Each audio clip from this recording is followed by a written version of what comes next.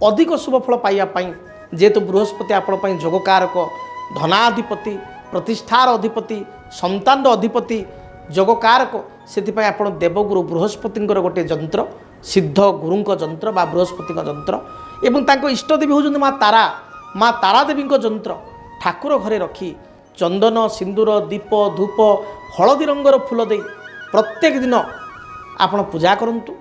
हलदिया फूल गेंडू मंदार फूल हलदिया मंदार किंबा आपणकर कनियर फूल दे पूजा करंतु। जेबे हलदिया फूल न मिलू धड़ा फूल दे पारे अन्य नाली फूल बा अपराजित फूल देवे ना ये पूजा करंतु। देखिए जहाँ भी बाधा विघ्न रही दूरीभूत हे। तेबे आपण जदि चाहूचंती जंत्रटी को आम ठारू ऑर्डर करने आम स्वतंत्र पूजा पाठ एवं विधि विधान अनुसार बृहस्पति ग्रहंकर पूजा करी नवग्रह को पूजा करी इष्टदेवी माँ तारा को पूजा करी आपण गोत्र नाम रे आपण ठिकाण जंत्र दुईटी को आपण निकट को पठाई पारिबो एवं आपण विधि विधान अनुसार पूजा करी मध्य शुभफल पाई पारिबे।